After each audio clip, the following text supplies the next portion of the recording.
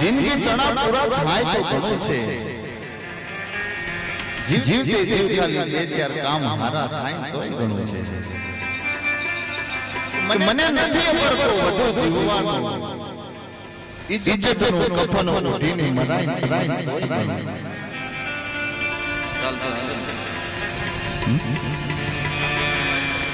મુશ્કેલ જીગર થી જામ જીરવાય તો ઘણું છે.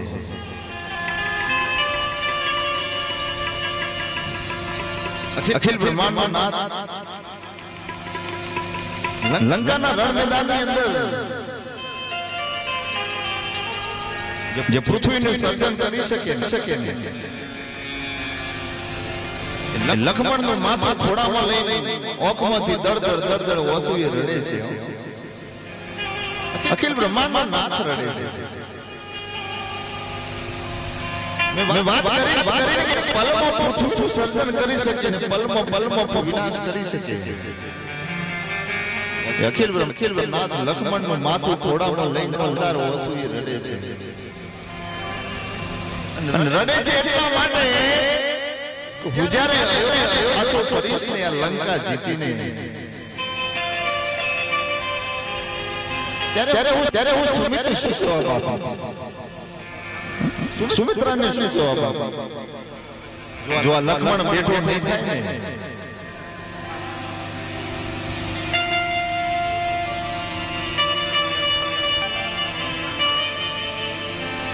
ને ભગવાન ને પણ ચોથમાં ચોસુએ રડવું પડે.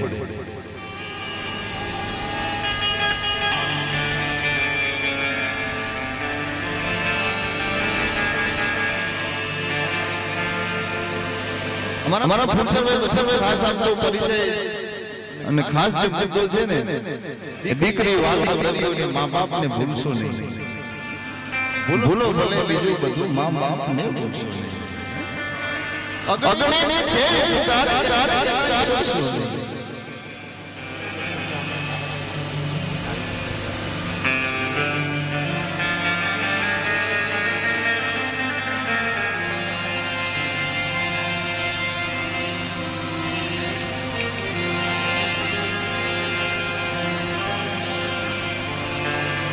સમજણની વાત કરવા બેસી સમય ઘણો ઓછો પડી જાય એવો છે. ભગવાન કૃષ્ણ મહાભારતના યુદ્ધની અંદર અર્જુનને બોલાવીને એમ કહે છે, અર્જુન ખબર છે આવતીકાલે કયો પ્રસંગ? અર્જુન કે હા ભગવાન મને ખબર છે, આવતીકાલે દ્રૌપદીનો સ્વયંવર છે. અને દ્રૌપદીના સ્વયંવરની અંદર એક પાણી છે ને, છાબડામાં પાણી ભરેલું છે. છાબડામાં પાણી ભરેલું છે અને છાબડામાં જઈને ઊભું રહેવાનું અને છાબડામાં ઊભા ઊભા ઉપર જે માછલી ફરે છે ને એની ઓખ વિંધવાની છે. ભગવાન કૃષ્ણ અર્જુનને કહે છે કે તું સાંભળ, આ તો જેટલું કહે છે ને એટલું સહેલું નથી. ભગવાન કૃષ્ણ અર્જુનને એમ કહેવાય કે તું આમ કરજે, તું છાબડામાં જઈને ઊભો રહેજે, તું શ્વાસ રોકી દેજે, આજુબાજુ નજર જાય નાખતો નહીં. એવું કહેવાય ને કે ભગવાન કૃષ્ણ અર્જુનને પાથીએ પાથીએ તેલ પાડ્યું. અરે અર્જુન ભગવાનને કહે છે કે તમારે ખાલી સલાહ આપવાની, તમારે એમનું કઈ નહીં કરવાનું, તું આમ કરજે, તું તેમ કરજે.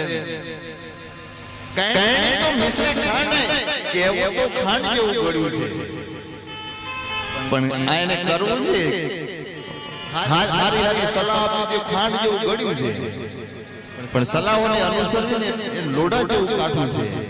કઈને મિશ્રિત ખાંડ હે કરણી તાતા લો. ભગવાન તમારે સલાહ આપવાની, તમારે કઈ નહીં કરવાનું. ભગવાન કૃષ્ણ અર્જુનને એમ કે તો સાંભળ, તું જેવો છાબડામાં જઈને ઊભો રહેશે એટલે પાણી આમાં હલશે,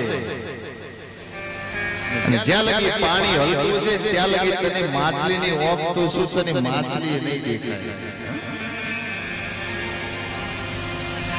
પણ પાણી હલતું હશે, પાણીને સ્થિર કરવાની તાકાત તારી નથી, પાણીને સ્થિર કરવાની તાકાત મારી છે.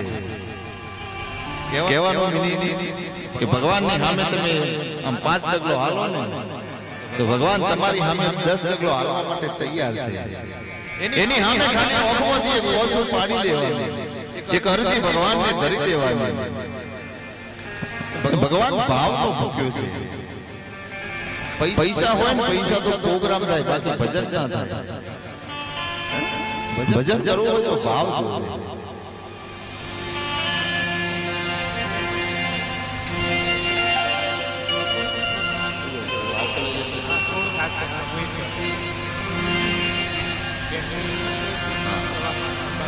નક્કી અમારા ગામમાંથી ડેરીનો પ્રવાસ થયો. હવે હાહુ ને વહુનું પાત્ર એવું છે ને ઘરની અંદર, વહુને જોવા જવી હોય ને એટલે હાહુ આજુબાજુ પાડોશીઓ સગા સંબંધી બધી ગાડીઓ ભરી ભરી જાય. પરણી ગેલ આવે 2-3 વર્ષ થાય પછી બધા ડખા પડે.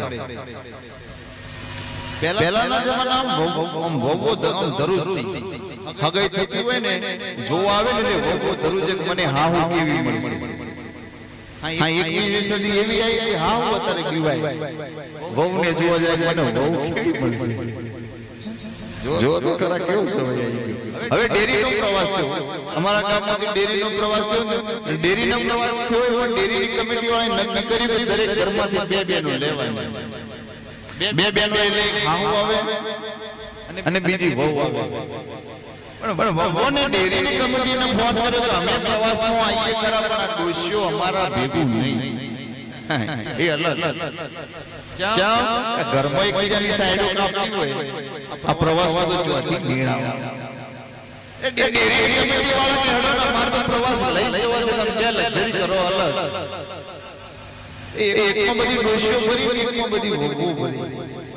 અને પહેલો ડોશી થી અંબાજી હાઈવે પર લક્ઝરી ચડી, આગળ ડોશીઓ લક્ઝરી, પાછળ વહુ લક્ઝરી. એટલે 2-3 વહુઓમાં ખતરનાક હતી. ઉમતામાં હારી છે બધી અમાર બાજુ હશે છે.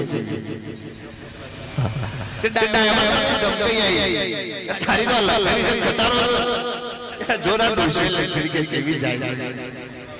તારું હોય તો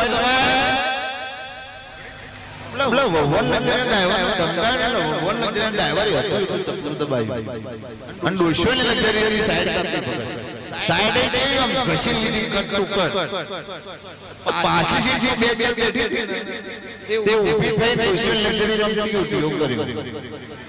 આ ડોશીઓ ચપલ કરા ઊભી થઈ જાય, કાઢો પોત રૂપિયા કાઢો.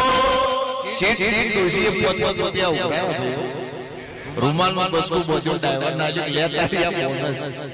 તારું હોય તો છોડી મે અંબાજી આ વહોની લક્ઝરી મોરી ના ચડી જો એ જોન કે અમે આજકાલ લાયા છે કે ચીની જોઈ છે. ડોશીઓ લક્ઝરી ડ્રાઈવર પોતપોતના સિકન બસકું આવી એટલે કે સીટની લક્ઝરી જે થવું થાય આપણે દબાવવાનું હતો એટલું ચપચપ દબાયો. 110, 120, 140 નાખ નારાયણ અને અંબાજીનો ત્રિશુળિયો ઘાટ આવ્યો. ડ્રાઈવરને ખબર રહી ત્રિશુળિયા ઘાટનો ડ્રાઈવર ભૂલી ગયો. ડોશીઓ લક્ઝરી ઉડી સી પડી ખીમો એટલી બધી શાંતિ કઈ વધી ગઈ. પાછા ખબર પડી કે આ ડોશીઓ બધી પટી ગઈ. બધી અંદર દરી એકબીજાને ગુણ્યો બાર ગાસ પૈણે લઈ હકેતી રોટલી ઓય કઈ બજાય ને કોણ પડ્યું. પણ એક રો એવી હતી શિષ્ય છોડો સોની ના એવી રો બાવાન પૂરી મારી ક્ષણ બંધા કે 15 મિનિટ એવું લીધું એક દાડી.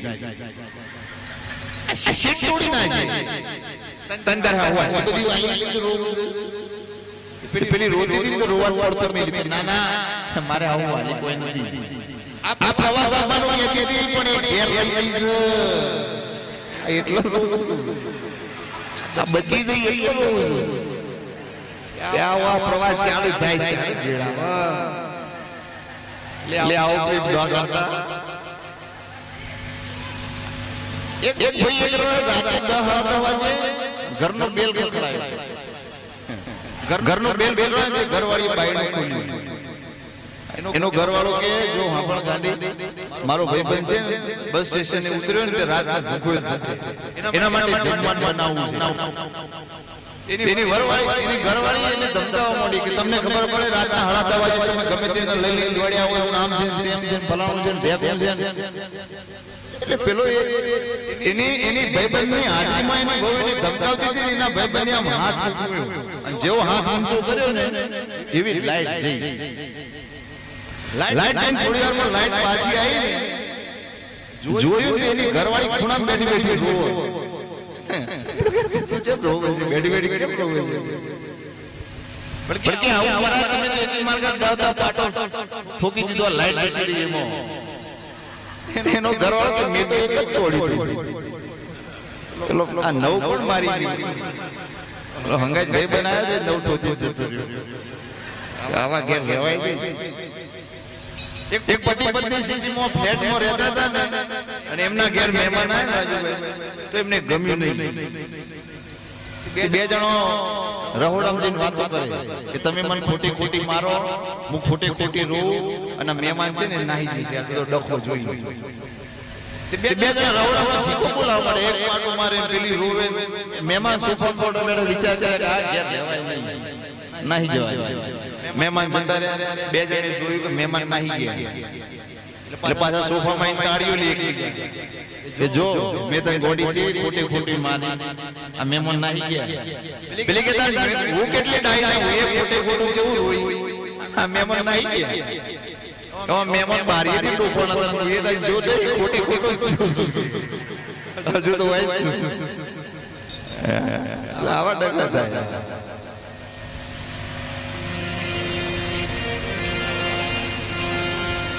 તાનસીનભાઈ ને રજૂ કરવા છે.